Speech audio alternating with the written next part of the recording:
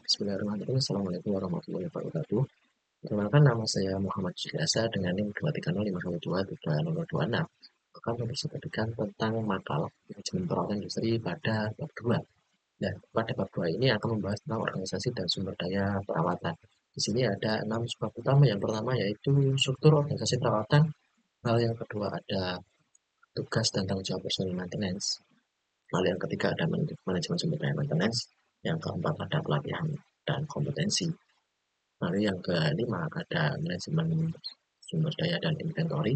Lalu yang terakhir adalah pengadaan vendor dan outsourcing maintenance. Langsung saja ke pembahasan pertama. Di sini ada pengertian dan ruang manajemen perawatan. Nah, struktur organisasi maintenance merupakan pembagian tugas dan tanggung jawab dalam kegiatan perawatan mesin dan fasilitas industri. Struktur ini terdiri atas pimpinan tertinggi yaitu maintenance manager, lalu di bawahnya ada supervisor maintenance, planner maintenance, reliability engineer, technician maintenance, dan store atau inventory maintenance.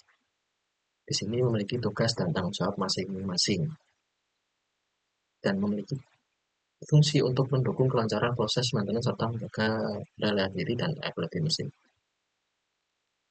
Lalu ada tugas personal maintenance. Yang pertama yaitu ada maintenance manager. Di sini tugasnya adalah mengelola dan mengawasi seluruh kegiatan maintenance di perusahaan. Untuk maintenance manager ini sendiri tergolong bisa dibilang adalah puncak hierarki dari divisi perawatan yang tanggung jawabnya langsung pada direksi pada perusahaan. Lalu yang kedua ada maintenance supervisor. Di sini tugasnya adalah mengawasi pekerjaan maintenance yang ada di lapangan atau di perusahaan. Nah, untuk maintenance supervisor ini nanti tanggung jawabnya pada maintenance manager. Lalu yang ketiga ada maintenance planner. Di sini tugasnya adalah menyusun jadwal maintenance dan menyiapkan work order. Jadi maintenance planner ini memiliki tugas untuk menyusun jadwal maintenance berdasarkan mesin yang ada. Itu bisa per minggu, per bulan, maupun per tahun. Lalu jika ada kerusakan pada mesin, maka dia yang akan menyiapkan work order-nya. Lalu yang keempat ada reliability engineer.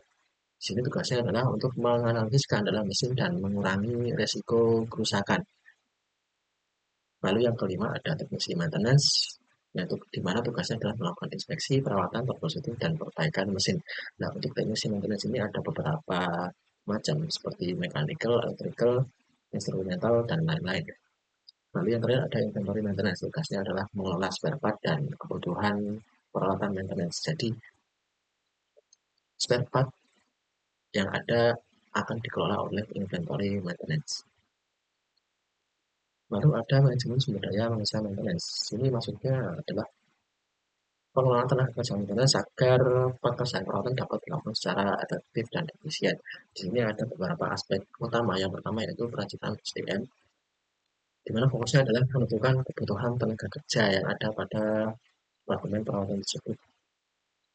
Jadi akan melakukan rekrutmen sesuai yang dibutuhkan oleh departemen tersebut dengan tentunya dengan kualifikasi kompetensi yang dibutuhkan.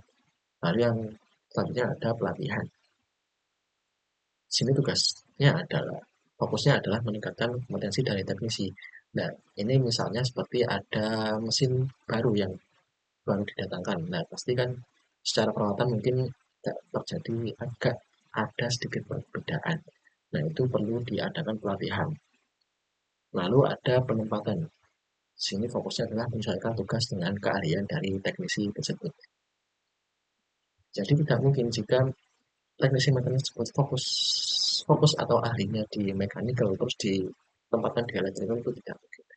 Lalu ada penilaian kerja. Di sini fokusnya adalah mengukur aktivitas pekerjaan dari masing-masing personal maintenance. Lalu yang terakhir ada keselamatan kerja.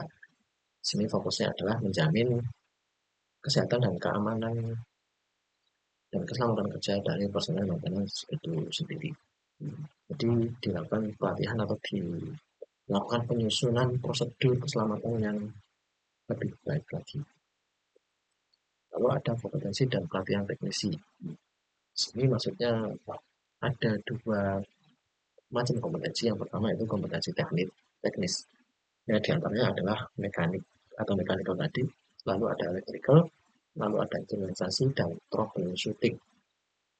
Nah, untuk kompetensi teknis ini biasanya didapatkan dari pelatihan ataupun dari sertifikasi kompetensi yang ada di pihak ketiga misalnya. Lalu ada kompetensi non teknis. Yang pertama ada kerjasama tim, yang kedua ada komunikasi, yang ketiga ada problem solving. Lalu yang terakhir adalah keselamatan kerja atau K3.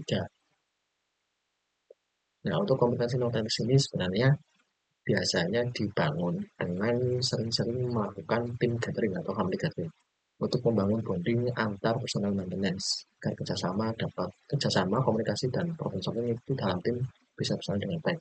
Nah, sebenarnya untuk keselamatan kerja atau K3 ini biasanya juga masuknya ke pelatihan kompetensi tersendiri. Jadi ada pada sertifikasi. Lalu ada manajemen spare part dan inventory. Di sini ada macam-macam jenis pengelolaan spare part. Yang pertama yaitu ada namanya fast moving spare part.